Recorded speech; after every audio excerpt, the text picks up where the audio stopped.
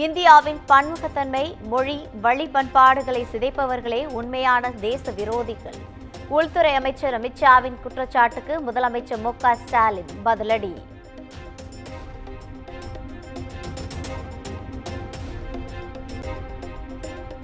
குமரி, நெல்லை, தஞ்சை, புதுக்கோட்டை உள்ளிட்ட 10 மாவட்டங்களில் இன்று கனமழைக்கு வாய்ப்பு. வானிலை ஆய்வு மையம் தகவல்.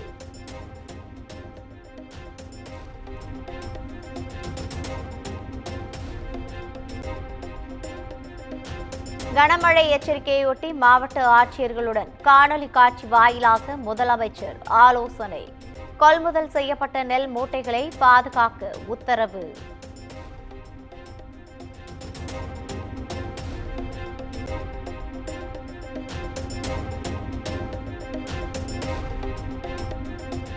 இலங்கை சிறையில் உள்ள தமிழக மீனவர்களை விடுவிக்க வலியுறுத்தி ராமேஸ்வரம் மீனவர்கள் உண்ணாவிரதம்.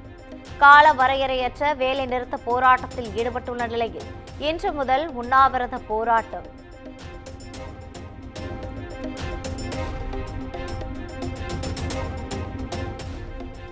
மத்திய கல்வித்துறை அமைச்சர் தர்மேந்திர பிரதானின் தமிழ்நாடு பயணம் ரத்து. சென்னை ஐஐடியில் இன்று நடைபெறும் நிகழ்ச்சியில் பங்கேற்க மாட்டார் என அறிவிப்பு.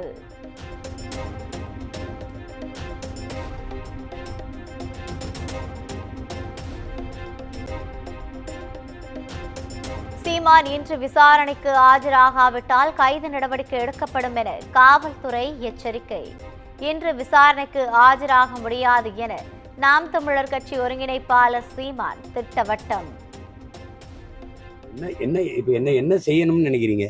நீங்க எதுவும் செய்ய முடியாது. நீங்க சும்மா இப்படி போட்டு இப்படி அசிங்கப்படுத்தி நீங்க இவ்வளவு நேரம் ஒரு கேள்வி கேட்க நான் ஒரு பதில் சொல்ல, இது மாதிரி தான் செய்யலாம். இதுக்கெல்லாம் அஞ்சிரவணும், இதுக்கெல்லாம் இதுக்கு என்ன சொல்றது, இதுக்கு பயந்து ஓடுற ஆளும் நான் கிடையாது, வர முடியாது.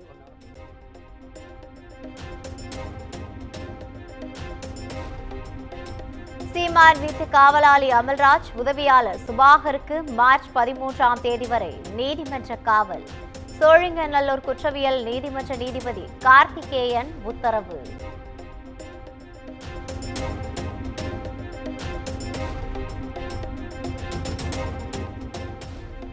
சென்னை நீலாங்கரை காவல் நிலையத்தில் குவிந்த நாதக நிர்வாகிகள் மற்றும் தொண்டர்கள். சீமான் வீட்டில் போலீசார் தான் அத்துமீறி நடந்து கொண்டதாக குற்றச்சாட்டு.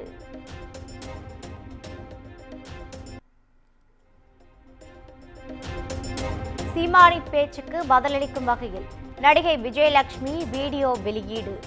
2 நாட்களுக்கு முன் கூட சமாதானம் பேச தூது அனுப்பியதாக விஜயலட்சுமி தகவல்.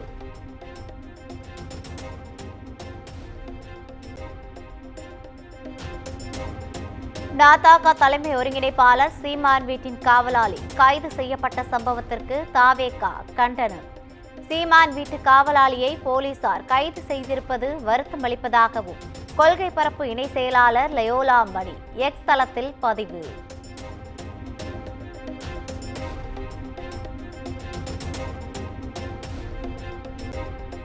தொகுதி வரையறை குறித்து மத்திய அமைச்சர் அமித்ஷா தெளிவுபடுத்த வேண்டும். அமித்ஷா திமுகவை விமர்சிப்பது திசை திருப்பும் செயல் என உதயநிதி ஸ்டாலின் சாடல்.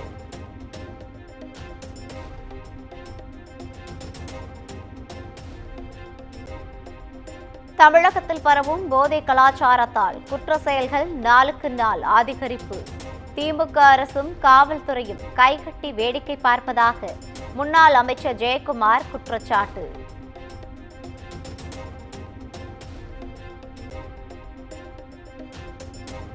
இந்தி என்ற புல்லுருவியை அமரவிட்டால் சத்தை உறிஞ்சி தாய்மொழி தமிழை கொன்றுவிடும். மும்மொழி கொள்கை தொடர்பாக கவிஞர் வைரமுத்து கவிநடையில் கருத்து.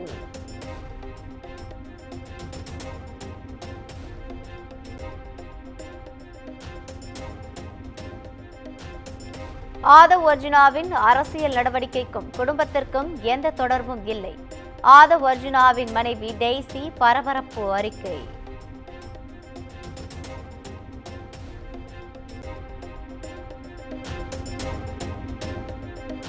ஜமைக்காவில் சுட்டுக் கொல்லப்பட்ட தமிழரின் உடல் தாயகம் கொண்டுவரும் பணிகள் தொடங்கியது. டிசம்பர் மாதம் கொல்லப்பட்ட நெல்லை இளைஞரின் உடல் ஓரிரு நாட்களில் தமிழகம் வருகிறது.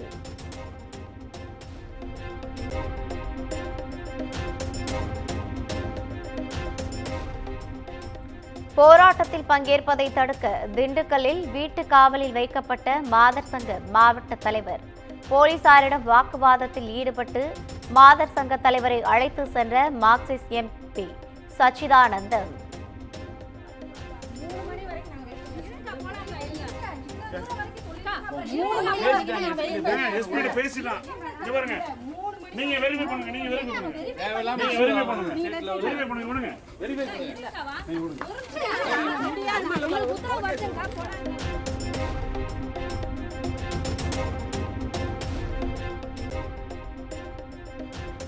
கோவையில் ஓடும் பேருந்திலிருந்து கீழே குதித்த பெண் படுகாயம். கணவர் இறங்கியதாக நினைத்து பேருந்திலிருந்து குதித்த அதிர்ச்சி காட்சி.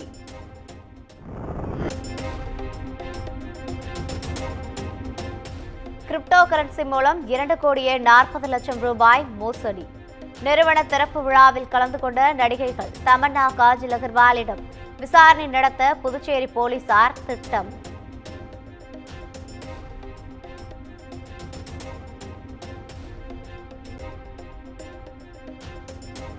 தமிழகம் முழுவதும் அங்காளம்மன் கோவில்களில் வெகு விமர்சையாக நடைபெற்ற மயான கொள்ளை திருவிழா. அம்மன் மீது நெல்லை வாரி இறைத்து பக்தர்கள் வழிபாடு.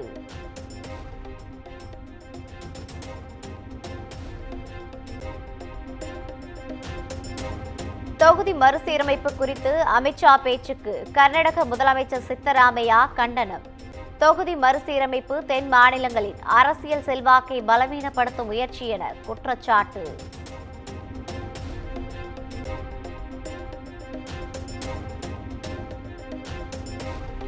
பாஜக தேர்தல் ஆணையத்தின் உதவியுடன் போலி வாக்காளர்களை சேர்ப்பதாக பரபரப்பு குற்றச்சாட்டு. உரிய நடவடிக்கை எடுக்காவிட்டால் தேர்தல் ஆணையம் முன்பு போராட்டம் நடைபெறும் என மம்தா எச்சரிக்கை.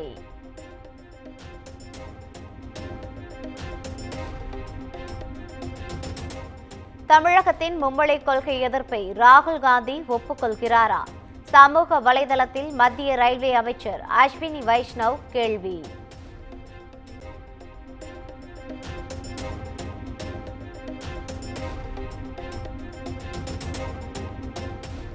செபி அமைப்பின் தலைவராக மூத்த IAS அதிகாரி துஹின் காந்தா நியமனம்.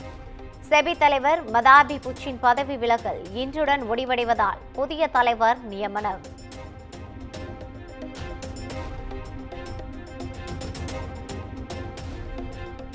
காஷ்மீரில் ஓட்டுநரின் கட்டுப்பாட்டை இழந்து ஆற்றில் கவிழ்ந்த கார். 7 பேர் மீட்கப்பட்டு மருத்துவமனையில் அனுமதி, 3 பேர் மாயம்.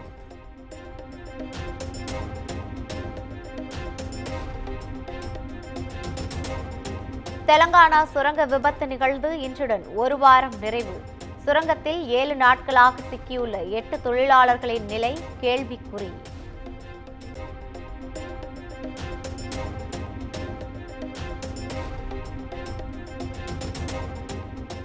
அமெரிக்க அதிபர் டிரம்புடன் இங்கிலாந்து பிரதமர் கெய்ர் ஸ்டார்மர் சந்திப்பு. இங்கிலாந்து வருமாறு மன்னர் சார்லஸ் சார்பில் பிரதமர் கெய்ர் ஸ்டார்மருக்கு அழைப்பு.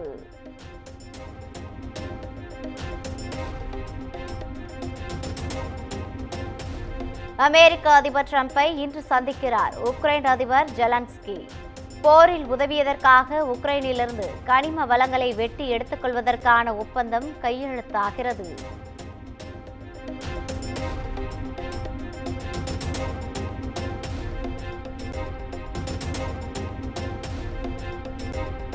வாழ்வா சாவா போட்டியில் ஆஸ்திரேலியா, ஆப்கானிஸ்தான் அணிகள் இன்று பல பரீட்சை. சாம்பியன்ஸ் டிராபி அரையிறுதி வாய்ப்பை உறுதி செய்ய இரு அணிகளும் தீவிரம்.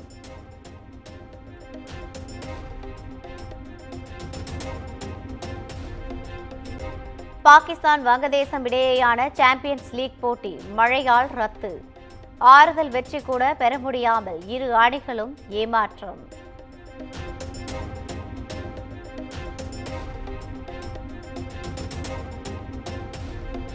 சாம்பியன்ஸ் டிராபி தொடரில் ஒரு வெற்றியை கூட பதிவு செய்யாத பாகிஸ்தான் மழையின் தயவால் 1 புள்ளி பெற்று மோசமான சாதனையுடன் தொடரிலிருந்து வெளியேறியது.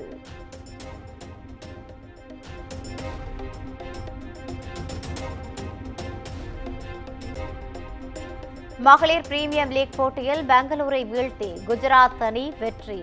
இன்றைய போட்டியில் மும்பை இந்தியன்ஸ் டெல்லி கேபிட்டல்ஸ் மோதல்.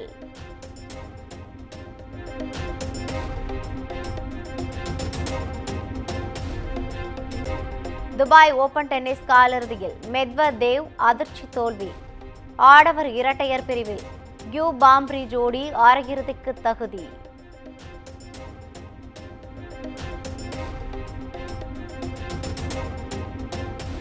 பஞ்சாப் அணிக்கு எதிரான ஐஎஸ்எல் கால்பந்து போட்டியில் கோவா வெற்றி. இன்று இரவு நடைபெறும் ஆட்டத்தில் ஒடிசா முகமதின் அணிகள் மோதல்.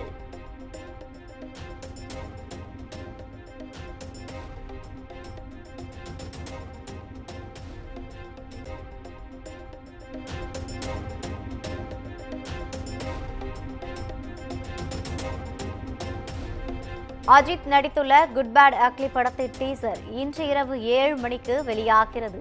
1 நிமிடம் 34 நொடிகள் கொண்ட டீசர் வெளியிடப்படும் என படக்குழு அறிவிப்பு.